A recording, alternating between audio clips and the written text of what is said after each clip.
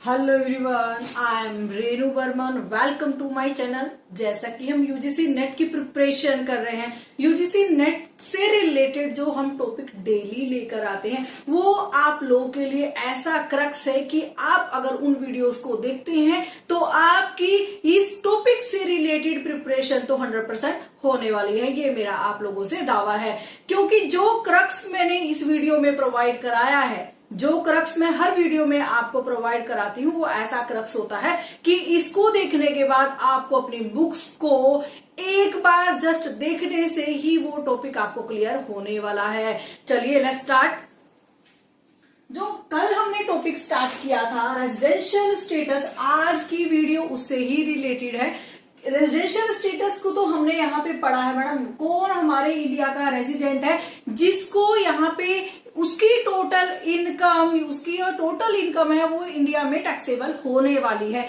किस बिहाफ पे टैक्सेबल होने वाली है, किस बिहाफ पे आप कहते हैं कि वो रेसिडेंट है, किस बिहाफ पे आप बोलेंगे वो नॉन रेसिडेंट है, एंड किस बिहाफ पे आप बोलेंगे ऑर्डिनरी रेसिडेंट है एंड वो नॉट ऑर्डिनरी रेसिडेंट है। ठीक है, ये सब क्लियर करा दिए गए हैं आपको लास्ट वीडियो में। आप जाके लास्ट वीडियोस को देख सकते हैं। फिर भी एक जस्ट रिव्यू में आपको देती हूं ताकि आपको इस स्लैब को समझने के लिए, इस टैक्स लायबिलिटी के चार्ट को समझने के लिए कोई भी प्रॉब्लम ना हो। Okay let's start.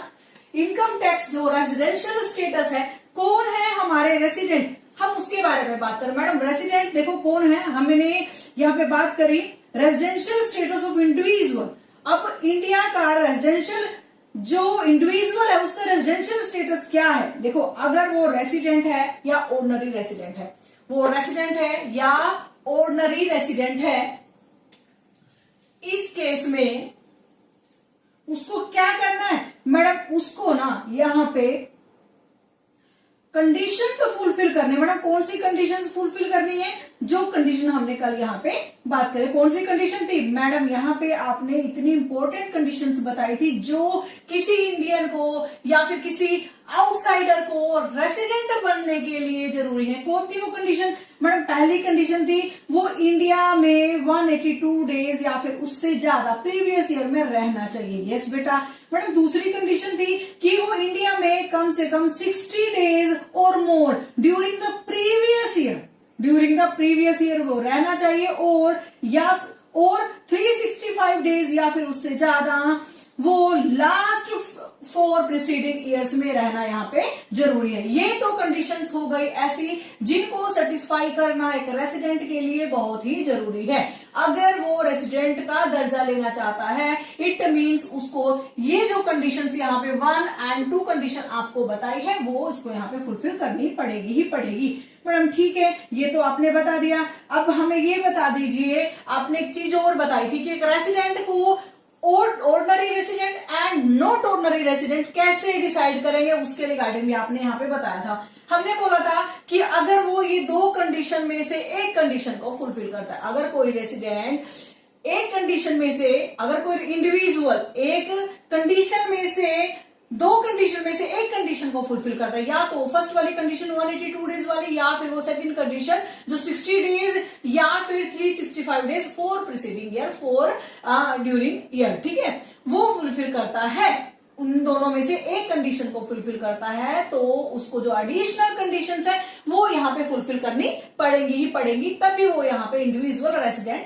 बन सकता है। मैडम क्या है वो कंडीशन, वहां पे कंडीशन हमने बताई थी कि अगर कोई सिटीजन या फिर अगर कोई इंडिविजुअल वो इंडिया में एटलीस्ट 10 ईयर में से 2 प्रीवियस ईयर, ठीक है, 10 ईयर में से 2 ईयर रहता है और वो प्रीसीडिंग रहता है, प्रीसीडिंग मीन्स प्रीवियस ईयर से लास्ट वाला, प्रीवियस ईयर से लास्ट वाले प्रीसीडिंग ईयर में 10 साल में से अगर वो 2 ईयर यहाँ पे रहता है तो भी वो यहाँ पे रेसिडेंट का दर्जा पा लेता है। Okay madam. और दूसरी कंडीशन क्या थी, अगर वो इंडिया में रहता है लास्ट 7 प्रीसीडिंग ईयर से अगर वो इंडिया में रहता है, और या तो फिर वो 730 दिन प्रीवियस ईयर में, ठीक है, 703 दिन रेलेवेंट प्रीवियस ईयर में इंडिया में रहता है, तब भी वो यहाँ पे कौन बनेगा मैडम, वो रेसिडेंट बन जाएगा। ओके मैडम ये तो आपने हमें basic condition and additional conditions के बारे में बता दिया। ओके बेटा, अब मैडम ये बता दीजिए हम कैसे डिसाइड करेंगे कि ये नॉन रेसिडेंट है या फिर ये ऑर्डिनरी रेसिडेंट है। ठीक है, या तो फिर वो नॉट ऑर्डिनरी रेसिडेंट है या फिर वो ऑर्डिनरी रेसिडेंट है। ठीक है मैडम, अगर वो ऑर्डिनरी रेसिडेंट बनना चाह रहा है, अगर वो ऑर्डिनरी रेसिडेंट बनना चाह रहा है तो जितनी भी बेसिक कंडीशंस हैं 1 एंड 2, जितनी भी बेसिक कंडीशंस हैं उन कंडीशन के साथ साथ जो एडिशनल कंडीशंस आपको बताई हैं वो उसको फुलफिल करनी पड़ेंगी, तभी वो यहाँ पे ऑर्डिनरी रेसिडेंट बन पाएगा। क्लियर? ओके मैडम, अगर वो नॉन रेसिडेंट जो है, नॉट ऑर्डिनरी रेसिडेंट है, तो उसकी कंडीशन क्या है? उसकी कंडीशन ये है कि उसको एक तो बेसिक कंडीशन यहाँ पे फुलफिल करनी पड़ेगी, एक तो बेसिक कंडीशन, उसको यहाँ पे बेसिक कंडीशंस को पूरा करना पड़ेगा। बट एडिशनल कंडीशंस को अगर वो पूरा नहीं करता है तो वो कौन हुआ मैडम? वो कौन हुआ? नॉट ऑर्डिनरी रेसिडेंट यहाँ पे हो जाता है। Okay clear? ओके मैडम, ये भी आपने बता दिया। अब दोबारा से इसका एक रिव्यू आपको दे देती हूँ। रेजिडेंशियल स्टेटस ऑफ इंडिविजुअल अगर आपको निकालना है, किसका? रेसिडेंशियल स्टेटस ऑफ आपका इंडिविजुअल निकालना है, ऑर्डिनरी का या नॉट ऑर्डिनरी का या फिर आपका एनआरआई का। ठीक है, नॉट रेसिडेंट का। मैडम अगर वो ऑर्डिनरी और रेसिडेंट है तो उसको जो कंडीशंस है वो सेटिस्फाई करनी पड़ेगी। ठीक है, एक या दो, दोनों में से एक कंडीशन पूरी करनी पड़ेगी और साथ में उसको जो एडिशनल कंडीशंस है वो भी पूरी करनी पड़ेगी। ठीक है मैडम, अगर वो नॉट ऑर्डिनरी है तो नॉट ऑर्डिनरी के कंडीशन में अगर वो अगर वो बेसिक कंडीशंस को पूरा नहीं करता है तो सेटिस्फाई कंडीशन उसको पूरी करनी पड़ेगी। नॉन रेसिडेंट में अगर ना तो उसको फर्स्ट कंडीशन बेसिक कंडीशन की जरूरत है, ना ही उसको एडिशनल कंडीशंस की यहाँ पे फुलफिल करने की जरूरत है, क्योंकि वो एनआरआई है। Okay clear madam? ठीक है, अपने टॉपिक पे हम लोग आते हैं। यहाँ पे हम लोग टैक्स लायबिलिटी देख रहे हैं रेजिडेंशियल स्टेटस ऑफ इंडिविजुअल की। एक इंडिविजुअल है, उसने यहाँ पे टोटल इनकम को अर्न किया है। अब उस इनकम के ऊपर उसको कैसे टैक्स देना है, ये इसके रिगार्डिंग हम बात करते हैं। मैडम उसकी टैक्स लायबिलिटी कैसे कैलकुलेट होगी और कहाँ आती है? सेक्शन 5 में इंडिविजुअल की रेजिडेंशियल स्टेटस से रिगार्डिंग जो भी टैक्स लायबिलिटी कैलकुलेट की जाती है that is included in sector. चलिए मैं आपको जो इनकम टैक्स के रेजिडेंशियल स्टेटस के टैक्स लायबिलिटी यहाँ पे कैलकुलेट होती है, टैक्स लायबिलिटी या फिर इंसिडेंस ऑफ टैक्स यहाँ पे कैलकुलेट होता है, उसमें आपके 4 वर्ड यहाँ पे आते हैं, 4 आपके टर्म्स आती हैं जिसके बारे में आपको यहाँ पे क्लैरिफिकेशन होना जरूरी है। क्या है? Income received in India, deemed to be received in India, accrued in India and deemed to be accrued in India। चलिए मैं आपको बिल्कुल क्लियर इसके बारे में बताती हूँ ताकि आप आज इस टॉपिक को समझ लें, दोबारा से आपको इस टॉपिक से रिलेटेड प्रॉब्लम आए ही नहीं, ये मेरा दावा है। ठीक है, चलिए बेटा। Madam income received in India क्या है? देखो नाम समझ में आ रहा है, रिसीव इंडिया में हुई है भाई साहब, इनकम रिसीव्ड इंडिया में हुई है, इट मीन्स यहीं पे वो टैक्सेबल होने वाली है। रिसीव हुई है तो यहाँ पे उसको देनी ही पड़ेगी आपके रेसिडेंट को, आपके नॉट ऑर्डिनरी रेसिडेंट को एंड आपके नॉन रेसिडेंट को यहाँ पे इनकम टैक्सेबल होगी ही होगी। मैडम डीम टू बी का क्या है? मैडम डीम टू बी, देखो डीम टू बी समझ में बताइए, देखो बेटा ध्यान से। डीम टू बी क्या है कि अगर किसी एम्प्लॉयर ने, डीम समझिए ध्यान से, अगर कोई एम्प्लॉय मीन्स कोई पर्सन किसी के यहाँ नौकरी करता है, कोई पर्सन किसी के यहाँ नौकरी करता है और उसके एम्प्लॉयर ने उसको उसके कोई पीएफ में कोई कंट्रीब्यूशन किया है, पीएफ में अगर कोई कंट्रीब्यूशन किया है तब भी वो डीम टू बी रिसीव्ड माना जाएगा। मीन्स उसको कोई कैश पे पेमेंट नहीं करी है, ठीक है, लेकिन उसके बिहाफ पे पेमेंट करी है, उसके बिहाफ पे यहाँ पे मनी को कलेक्ट किया है, तब भी वो डीम टू बी रिसीव्ड में आएगा एंड ये भी यहाँ पे इनकम टैक्सेबल हो जाती है। ठीक है मैडम, दूसरा क्या है?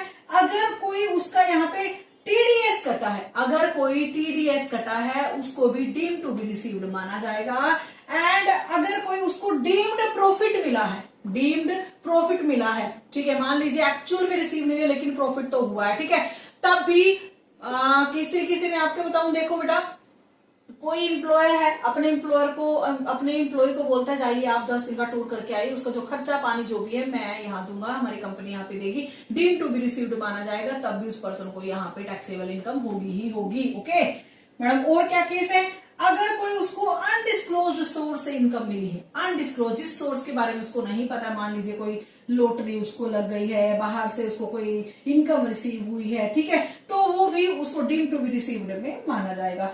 एंड अगर उसके खाते में, उसके अकाउंट में कोई इंटरेस्ट क्रेडिट हुआ है, उसके खाते में अगर कोई इंटरेस्ट क्रेडिट हुआ है, वो इंटरेस्ट भी डीम टू बी रिसीव्ड माना जाएगा। ठीक है, ओके मैडम। अब बता देते हैं आपको एक्रूड इन इंडिया। ठीक है, एक्रूड इन इंडिया में आपको बताती हूं मैडम, नाम से समझ में आ रहा है एक्रूड इन इंडिया। इंडिया में राइज हुई है वो इनकम जो इंडिया में राइज हुई है, किसी ना किसी तरीके से इंडिया से वो कनेक्टेड है। ठीक है, तो मैडम क्या है इस केस में, अगर उस पर्सन का, उसकी इनकम का कोई इंडिया से कनेक्शन है, अगर उसको जो इनकम रिसीव हुई है या एक्रू हुई है, उसका, उसके बिजनेस का, जहां से उसको इनकम मिली है, जहां से जो सोर्स से उसको इनकम मिली है, वो किसी ना किसी वे से इंडिया से कनेक्टेड है, तभी वो एक्रूड इन इंडिया मानी जाएगी। एंड मैडम अगर उसको कोई सैलरी यहाँ पे मिली है, अगर उस पर्सन को सैलरी यहाँ पे मिली है, अर्न करी है उसने सैलरी, तब भी वो India accrued in India and deem to be accrued in India मानी जाएगी। ठीक है, accrued in India and deem to be accrued वो मानी जाएगी। एक तो पहला, अगर उसका कोई कनेक्शन इंडिया में है, अगर कोई उसका कनेक्शन इंडिया में है, तब accrued in India and deem to be accrued to be India है, तब भी वो यहाँ पे टैक्सेबल देने के कैपेबल होता है, उसको टैक्स देना ही पड़ेगा, एलिजिबल होगा। अगर उसको कोई सैलरी मिली है, अगर उसको कोई सैलरी मिली है गवर्नमेंट से और वो इंडिया का सिटीजन है, ठीक है, वो क्या कर रहा है, इंडिया का सिटीजन है और इंडिया के बाहर सर्विस देता है, तो इंडिया का सिटीजन बट इंडिया के बाहर सर्विस देता है, वहां से उसको कोई इनकम राइज हुई है, तो accrued in India and deem to be accrued in India दोनों में वो आएगी ही आएगी। ठीक है, और मैं आपको बताती हूँ, अगर कोई उसको कोई स्पेसिफिक इंटरेस्ट यहाँ पे मिला है, स्पेसिफिक कोई इंटरेस्ट के रूप में उसको कोई इनकम मिली है या एक्रू हुई है या डीम टू बी एक्रू हुई है, तब भी वो यहाँ पे टैक्सेबल होगी। अगर उस पर्सन को कोई इनकम मिली है रॉयल्टी, अगर उस पर्सन को कोई रॉयल्टी से कोई इनकम मिली है, तब भी वो accrued in India and deem to be accrued मानी जाएगी। अगर उस पर्सन को कोई इनकम रिसीव हुई है, कोई टेक्निकल सर्विसेज उसने बाहर दी थी, इंडिया से बाहर दी है, ठीक है, जो इंडिया है तो वो पर्सन इंडिया का, लेकिन उसने अपनी टेक्नीशियन सर्विस बाहर दी है, तो वो accrued in India and deem to be accrued India में आ जाती है। अगर उसको कोई रिसिप्ट मिला है नॉन रेसिडेंट से, उसका कोई अंकल है बाहर रहते हैं, विदेश में, ऑस्ट्रेलिया रहते हैं, लेकिन उसको यहाँ पे इंडिया में वो गिफ्ट के तौर में वो मनी मिली है, गिफ्ट के तौर में कुछ भी मिला है, चाहे वो एक्रू, तब भी वो accrued in India deem to be accrued in India मानी जाएगी, चाहे वो इंडिया से रिलेटेड नहीं है, लेकिन वो डीम टू बी इंडिया तो वो मानी जाएगी। ठीक है मैडम, अब इंडिया का कनेक्शन किस तरीके से, ये हमें बता दीजिए। बार बार आप बात कर रहे हैं इंडिया का connection, India connection means resident connection. ठीक है, रेसिडेंट का इंडिया से किस तरीके से कनेक्शन है कि उसकी इनकम यहाँ पे टैक्सेबल हो रही है। ठीक है मैडम, अगर उसका कोई बिजनेस इंडिया से अराइज हो रहा है या फिर यहीं से एक्रू हो रहा है, ठीक है, कोई भी ऐसी इनकम जो इंडिया से एक्रू हो रही है या फिर अराइज हो रही है, और डायरेक्टली या फिर इनडायरेक्टली, डायरेक्टली एंड इनडायरेक्टली, अगर उसे कोई इनकम इंडिया में एक्रू हो रही है या अराइज हो रही है, चाहे वो डायरेक्टली सोर्स से चाहे वो इनडायरेक्टली सोर्स से, इट मींस उसका इंडिया से कनेक्शन है, तो वो यहाँ पे टैक्स देने के एलिजिबल है। मैडम दूसरा पॉइंट क्या है, अगर उसकी कोई प्रॉपर्टी या कोई एसेट, अगर कोई उसकी प्रॉपर्टी या फिर कोई एसेट या किसी और चीज से उसको यहाँ पे इंडिया में अगर कोई उसकी प्रॉपर्टी है या फिर कोई एसेट है, वहां से उसको कोई इनकम राइज होती है, तब भी उसका इंडिया में कनेक्शन है, क्योंकि उसकी प्रॉपर्टी इंडिया में है। ठीक है, तब भी उसका यहाँ पे रेजिडेंट का कनेक्शन यहाँ पे माना जाएगा। और अगर उसको कोई कैपिटल एसेट ट्रांसफर हुई, मान लीजिए किसी ने उसको बोला है, ठीक है, अभी जो प्रॉपर्टी मेरी है आज से ये तेरी हुई, ठीक है, तो अगर उसको कोई ऐसी प्रॉपर्टी मिलती है, कोई ऐसी कैपिटल एसेट मिलती है जो इंडिया में सिचुएटेड है, मान लीजिए कोई पर्सन है बाहर विदेश में रहता है एंड उसको इंडियन प्रॉपर्टी जो उसके दादा की रिसीव होती है, ठीक है, तब भी उसका इंडिया में कनेक्शन माना जाएगा। ये हर केस में, जो ये 3 केस मैंने आपको बताए हैं, इन केस में उसका रेजिडेंशियल स्टेटस दिखता है कि वो इंडिया से कनेक्टेड है और वो इंडिया के लिए टैक्स पे करने का एलिजिबल है। Okay, clear madam? ठीक है, आपने सब incidence of tax means tax liability क्या है एक इंडिविजुअल की रेजिडेंशियल स्टेटस के रिगार्डिंग जो कवर अप होती है सेक्शन 5। कौन सी सेक्शन में? सेक्शन 5 में एक इंडिविजुअल की रेजिडेंशियल स्टेटस की टैक्स लायबिलिटी कैलकुलेट होती है। कैसे कैलकुलेट होती है मैडम? ये आपने यहाँ पे 7 हमें हेड बताए हैं। इन हेड में हम यहाँ पे डिसाइड कर रहे हैं कि रेसिडेंट को या फिर ऑर्डिनरी रेसिडेंट को या फिर रेसिडेंट या नॉट ऑर्डिनरी रेसिडेंट को या फिर नॉन रेसिडेंट को यहाँ पे इनकम, उसकी टोटल इनकम किस तरीके से टैक्सेबल होने वाली है या फिर नहीं होने वाली है। इस टॉपिक को मैं कराने से पहले आपके जो ये मेन चीजें हैं, income accrued, deem to be accrued, received और डीम टू बी रिसीव्ड, मैं आपको करा देती हूं ताकि आपको जब ये चार्ट आप पढ़े आपको बिल्कुल समझने में प्रॉब्लम ना हो। Let's start madam. Income accrued की बात करते हैं मैडम। इनकम एक्रूड क्या है? इनकम एक्रूड वो इनकम है जो इंडिया में ही अराइज हुई है, जो इनकम इंडिया में ही अराइज हुई है और उस पर्सन को इंडिया में ही रिसीव हुई है, उसको बोलेंगे इनकम एक्रूड। इंडिया में ही अराइज हुई है एंड उसको इंडिया में ही रिसीव हुई है, दैट इज एक्रूड। ठीक है, okay madam. Deem to be accrued क्या हो गया बेटा? डीम टू बी एक्रूड क्या हो जाता है? मींस ये भी उस पर्सन को टैक्सेबल इनकम होगी, क्योंकि ये क्या है, माना गया है कि उसको यहीं पे रिसीव हुई है। एक तो एक्चुअल में रिसीव हुई है और एक माना गया है कि ये यहीं पे ही रिसीव हुई है। किस केस में माना जाएगा, किस केस में डीम टू बी एक्रूड आएगा, उसके बारे में आपको बता देती हूँ। अगर किसी पर्सन को, किसी एसएससी को इनकम डायरेक्टली इंडिया में मिल रही है या फिर इनडायरेक्टली मिल रही है, मैडम डायरेक्टली मिल रही है तो हमें क्लियर है कि इनकम एक्रूड है। अगर डायरेक्टली या फिर इनडायरेक्टली दोनों वे से किसी न किसी के थ्रू मिल रही है, ठीक है, किस केस में मिल रही है? या तो फिर उसका बिजनेस कनेक्शन है, या तो किसी पर्सन का बिजनेस कनेक्शन, वो बाहर का है बट उसका बिजनेस कनेक्शन इंडिया में है, उसका बिजनेस कनेक्शन इंडिया में है। तो अब मान लीजिए उसके पार्टनर्स यहाँ पे, उसकी यहाँ पे ब्रांच चला रहे हैं या उसके पार्टनर्स यहाँ से बिजनेस को हैंडल कर रहे हैं, उस पर्सन को यहाँ पे इंडिया में इनकम रिसीव नहीं हुई है बट उसके पार्टनर्स को रिसीव हुई है, तब भी उस केस में डीम टू बी एक्रूड यहाँ पे माना जाएगा। ठीक है, यहीं से अराइज हुई मानी जाएगी क्योंकि उसका बिजनेस कनेक्शन इंडिया में है। दूसरा, अगर उसकी कोई प्रॉपर्टी इंडिया में है, अगर वो इंडिया में नहीं है लेकिन उसकी प्रॉपर्टी इंडिया में है, तो भी उसकी deem to be accrued income यहाँ पे मानी जाने वाली है। या फिर अगर उसको किसी अदर सोर्स से या फिर किसी एसेट को बेचने से, किसी सोर्स को बेचने से या किसी एसेट को बेचने से कोई इनकम रिसीव हुई है, वो तो नहीं आया यहाँ पे, ठीक है, but deem to be accrued यहीं पे मानी गई। यहाँ की एसेट थी, यहीं पे बेची, यहीं से अराइज हुई, तब भी वो डीम टू बी एक्रूड में आ जाती है। Okay madam.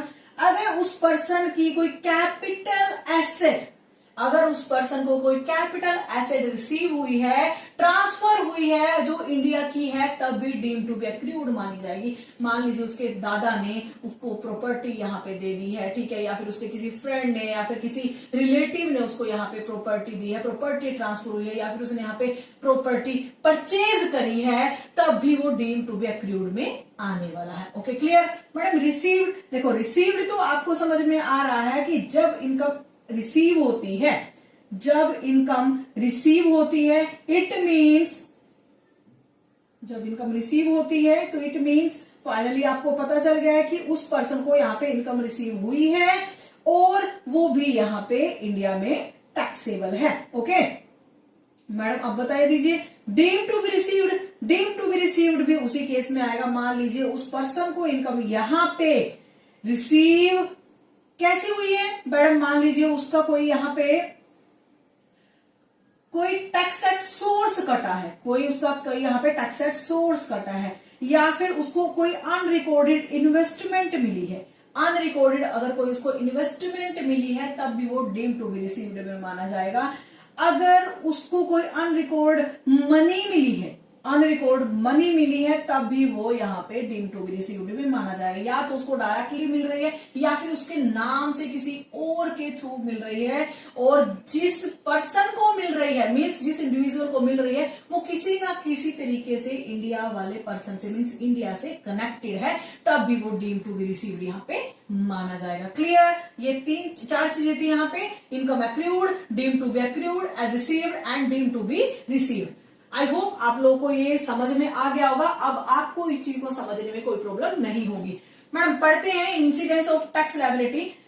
कोई पर्सन है इनकम एक्रूड और deem to be accrued and received हुई है या फिर डीम टू बी रिसीव्ड हुई है, उस केस में जो आपका रेसिडेंट है या फिर आपका ऑर्डिनरी रेसिडेंट, देखो रेसिडेंट को दो पार्ट्स में डिवाइड किया, ऑर्डिनरी एंड आपका नॉट ऑर्डिनरी।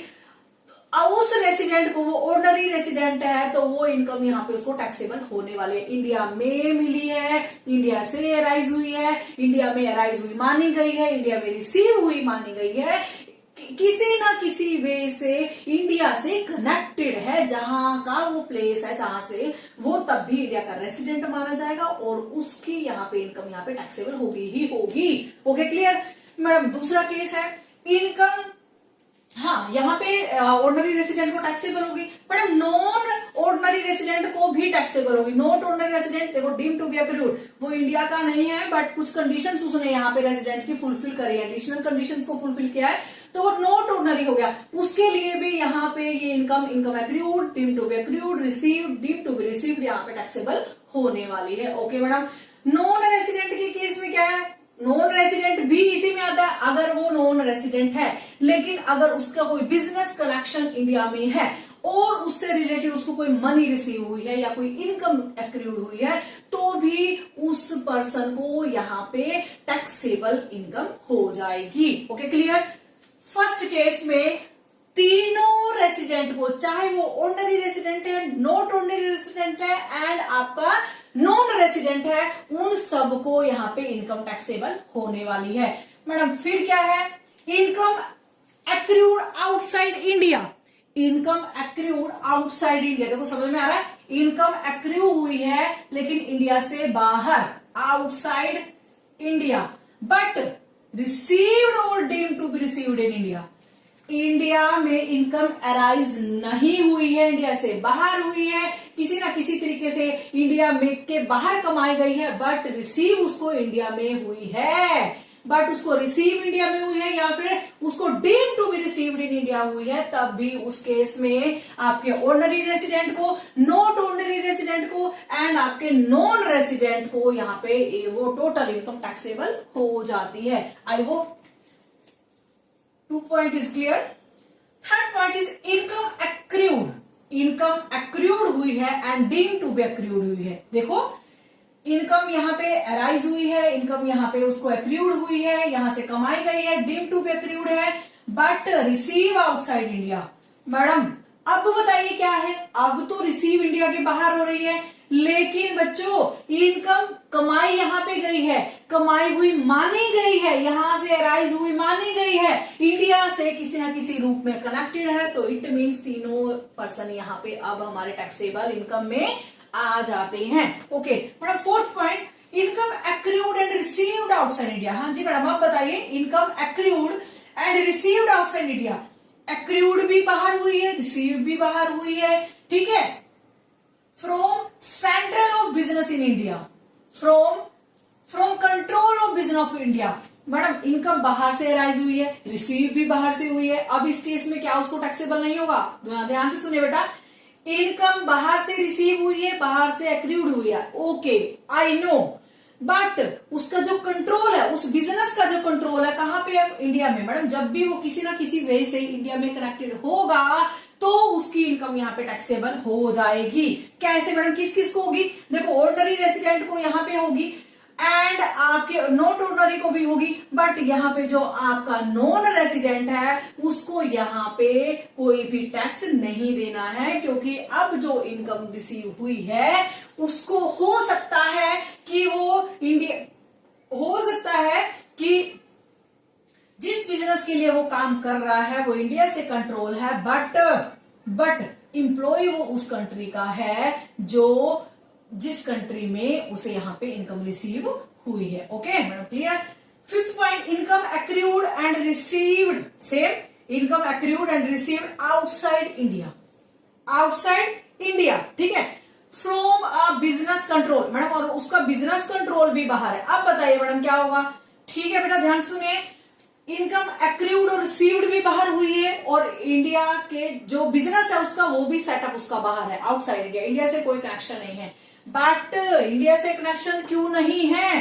क्योंकि अगर वो ऑर्डिनरी रेसिडेंट है, अगर वो ऑर्डिनरी रेसिडेंट है तो इट मीन्स उसके तो बेसिक कंडीशन उसने फुलफिल कर रखी है, एडिशनल कंडीशन फुलफिल कर रखी है, उस केस में भी ऑर्डिनरी रेसिडेंट तो फंसेगा ही फंसेगा। हर केस में जो आपका ऑर्डिनरी रेसिडेंट है जब तक फंसेगा जब तक कोई किसी ना किसी तरीके से वो इंडिया से कनेक्टेड रहता। मैडम यहाँ पे कैसे कनेक्टेड है? देखो, वो जिस बिजनेस और प्रोफेशन से वो जुड़ा हुआ है, देखो इंडिया से बाहर है एंड बिजनेस एंड प्रोफेशन भी बाहर है, बट वो पर्सन इंडिया का है, ठीक है, वो पर्सन इंडिया का है और वो उस कंपनी के लिए काम कर रहा है, वो उस कंपनी के लिए काम कर रहा है। अगर उस कंपनी के लिए काम करेगा तो इट मीन्स रेजिडेंट तो इंडिया का है ना, टैक्स कहाँ देना पड़ेगा उसको?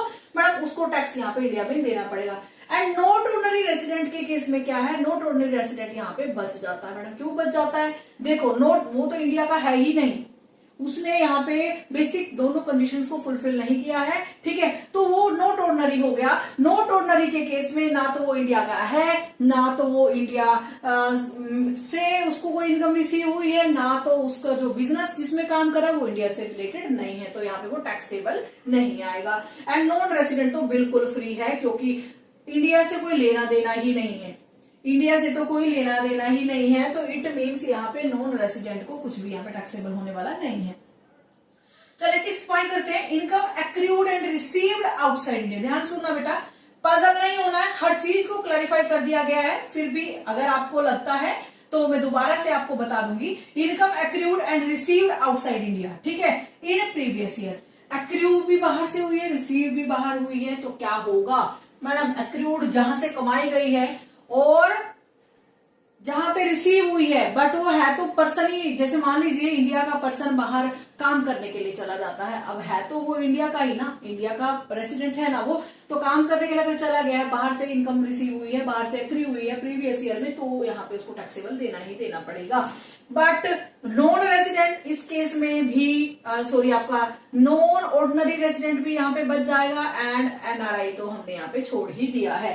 अब 7th केस आपका आ जाता है, इनकम कोई एक्रू हुई है और रिसीव हुई है outside India, accrued and received outside India, outside India हुई है in any preceding the previous year. Any preceding means previous year से बैक वाला, ठीक है, एनी प्रीसीडिंग प्रीवियस ईयर में अगर उस पर्सन को कोई इनकम एक्रू हुई है या फिर रिसीव्ड हुई है इंडिया के बाहर, बट जो रेमिटेंस हुआ है, जो उसको यहाँ पे मिली है इनकम, ठीक है, रेमिटेंस हुआ है, remittance means deemed to be received, deemed to be received, यहाँ पे उसको जो रेमिटेंस हुआ है किसी ने कभी ना कभी उसको मिलने वाली है यहाँ पे, ठीक है, जो यहाँ पे मिलने के लिए उसका यहाँ पे चेक बन गया है, यहाँ पे उसकी पेमेंट रेडी हो गई है, इंडिया से, इंडिया में किसी फाइनेंशियल ईयर में मिली है, तब किस केस में क्या होगा? देखो, income accrued and received outside India, ठीक है मैडम, इनकम भी रिसीव नहीं हुई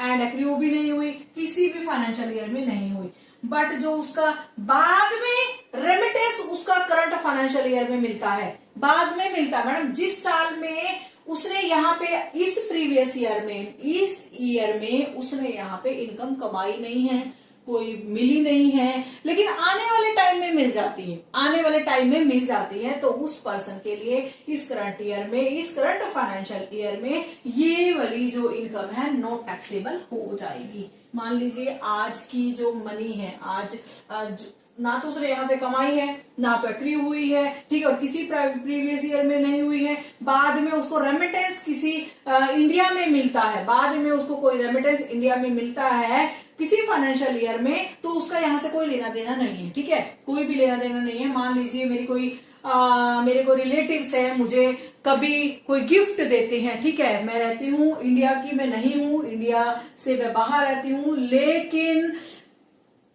क्या हुआ है कि अगर कोई इनकम मुझे कहीं से रिसीव हुई है, कोई रेमिटेड हुई है किसी करंट फाइनेंशियल ईयर में, तो वो मेरे लिए यहाँ पे टैक्सेबल नहीं होगी। एंड नॉट ऑर्डिनरी के लिए भी नहीं टैक्सेबल होगी, एंड आपके आपका नॉन रेजिडेंट है उसके लिए भी यहाँ पे टैक्सेबल नहीं होगी। चलिए दोबारा से मैं आपको एक बार रिव्यू दे देती हूँ। अगर कोई इनकम एक्रू हुई है या डीम टू बी एक्रू है, रिसीव है या डीम टू बी रिसीव्ड है, तीनों केस में यहाँ पे टैक्सेबल होने वाली है। अगर कोई इनकम आउटसाइड इंडिया एक्रू हुई है लेकिन रिसीव इंडिया में हुई है, ठीक है, रिसीव इंडिया में हुई है, तब भी वो तीनों को टैक्सेबल हो जाएगी। अगर कोई इनकम एक्रू हुई है, डीम टू बी एक्रूड हुई है इंडिया में, बट रिसीव्ड बाहर हुई है, देखो रिसीव्ड बाहर हुई है, मैडम रिसीव बाहर हुई है लेकिन इंडिया से रिलेटेड है, तो तब भी हम यहाँ पे तीनों को टैक्स देने के लिए मजबूर कर देंगे। इनकम कोई आउटसाइड इंडिया मिली है और जो कंट्रोल है इंडिया का है, तो तब भी मैडम उसको टैक्सेबल होगा, बट नॉट ऑर्डिनरी का सॉरी आपका नॉन रेसिडेंट का यहाँ पे कोई लेना देना नहीं है, क्योंकि वो रेसिडेंट यहाँ का है ही नहीं, ना ही उसका यहाँ कोई बिजनेस प्रोफेशन है, ठीक है। अगर कोई इनकम एक्रू हुई है, रिसीव हुई है आउटसाइड इंडिया, बट जो उसका बिजनेस कंट्रोल है वो भी आउटसाइड इंडिया है, तो उस केस में जो रेसिडेंट है उसको टैक्सेबल होगी, एंड आपके नॉट ऑर्डिनरी रेसिडेंट को टैक्सेबल नहीं होगी, एंड एनआरआई को भी टैक्सेबल नहीं होगी। क्यों नहीं होगी मैडम? जो रेसिडेंट है, अगर वो रेसिडेंट की कंडीशंस को पूरा कर रहा है तो उसको तो टैक्स यहाँ पे देना ही देना पड़ेगा। इनकम अगर कोई एक्रू हुई है, रिसीव हुई outside India in previous year, ठीक है, किसी प्रीवियस ईयर में वो एक्रू भी बाहर से हुई है, रिसीव भी बाहर से हुई है, तो हमारा फिर से हमारा जो रेसिडेंट है वो तो फंसेगा ही फंसेगा, और ऑर्डिनरी रेसिडेंट फंसेगा, क्योंकि इन्होंने बेसिक एंड एडिशनल कंडीशंस को फुलफिल किया हुआ है, तभी वो रेसिडेंट के उसमें आए थे, ठीक है, रेसिडेंट के गोल चक्कर में आए थे, तभी वो यहाँ पे टैक्सेबल उनकी इनकम हो जाएगी। एंड आपका जो नॉट ऑर्डिनरी रेसिडेंट है नॉट टैक्सेबल है, एंड आपकी जो नॉन रेसिडेंट है उसके लिए भी यहाँ पे टैक्सेबल नहीं है। फिर मैडम बात करें income accrued and received outside India. Income receive भी बाहर हुई है किसी प्रीसीडिंग ईयर में, ठीक है, प्रीवियस ईयर के किसी प्रीसीडिंग ईयर में अगर वो रिसीव भी बाहर हुई है, और बाद में मीन्स रिसीव तो मुझे बाद में प्रीवियस ईयर के पिछले बार में रिसीव हुई थी, बट वो मुझे आज वो मिल रही है और वो भी इंडिया में मिल रही है, तो वो टैक्सेबल नहीं होगी, कि हमारे पुरानी फाइनेंशियल ईयर्स की इनकम है, तो हम यहाँ पे उसको टैक्सेबल नहीं करेंगे, और नॉट ऑर्डिनरी को भी एंड आपके नॉन रेसिडेंट को भी यहाँ पे टैक्सेबल नहीं करने वाले। ओके, आगे नेक्स्ट टॉपिक करते हैं। चलिए, अब जो रेसिडेंट और असेसी है, कंपनी और फर्म के केस में कैसे इनकम टैक्सेबल होगी, मींस इंडिविजुअल और एचयूएफ का हमने अभी किया, ठीक है, उसके अलावा कौन बच गया मैडम? अदर पार्ट, ये पार्टीज बच गई, कंपनी एंड फर्म बच गए, इनके लिए टैक्स असेसमेंट आप कैसे बताएंगे? देखो बेटा, अगर कोई कंपनी या फिर कोई फर्म है, ठीक है, अगर कोई कंपनी या फिर कोई फर्म है, वो रेसिडेंट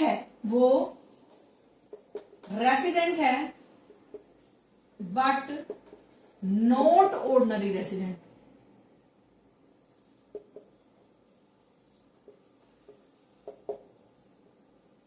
नॉट ऑर्डिनरी रेसिडेंट है, ठीक है, बट वो रेसिडेंट है एंड नॉट ऑर्डिनरी रेसिडेंट है, वहां पे हम इसके लिए कोई भी क्लासिफिकेशन नहीं करेंगे। अगर कोई कंपनी या फर्म वो हमारी रेसिडेंट है बट वो NOR में आती है, रेसिडेंट तो है बट NOR में आती है, यहाँ पे हम उसको यहाँ पे कोई भी क्लासिफिकेशन नहीं देंगे, उसकी हर इनकम यहाँ पे टैक्सेबल होगी। मैडम कौन सी इनकम टैक्सेबल होगी? चाहे तो वो income accrued and received outside India, अगर वो इंडिया में एक्रूड, अगर वो रिसीव भी इंडिया से बाहर हुई है एंड एक्रूड भी इंडिया से बाहर हुई है आउटसाइड इंडिया, उस केस में क्या होगा? अगर उसका कोई बिजनेस कंट्रोल एंड मैनेजमेंट, ये जो भी है, ठीक है, कंट्रोल आउटसाइड इंडिया है, तब भी उसकी हर इनकम को हम टैक्सेबल ही मानेंगे। अगर कोई कंपनी या फिर फर्म रेसिडेंट है, ऑर्डिनरी रेसिडेंट है, ठीक है, तब तो उसको टैक्स देना ही देना पड़ेगा।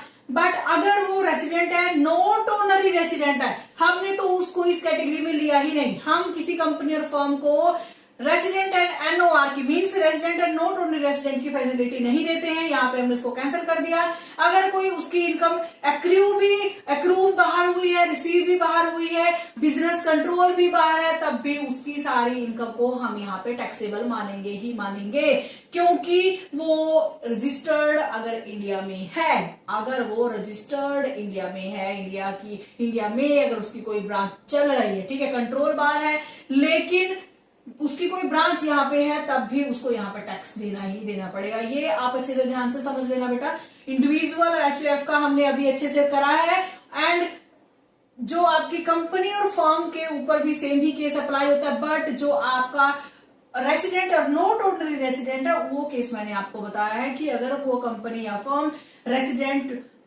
एंड नॉट ऑर्डिनरी रेसिडेंट है, तो अगर उसको कोई इनकम रिसीव हुई है बाहर इंडिया से और उसका बिजनेस कंट्रोल भी बाहर है, तब भी उसको यहाँ पे हमें इनकम, उसकी टोटल इनकम को हम यहाँ पे टैक्सेबल करेंगे ही करेंगे, तब भी उसको यहाँ पे इंडिया में टैक्स देना ही देना पड़ेगा। ओके, चलिए आगे करते हैं। अभी तक जो बात हुई है हमारी कि इंडिया में उस रेसिडेंट का, उस रेसिडेंशियल स्टेटस का यहाँ पे कनेक्शन किसी ना किसी रूप में हमने बताया है।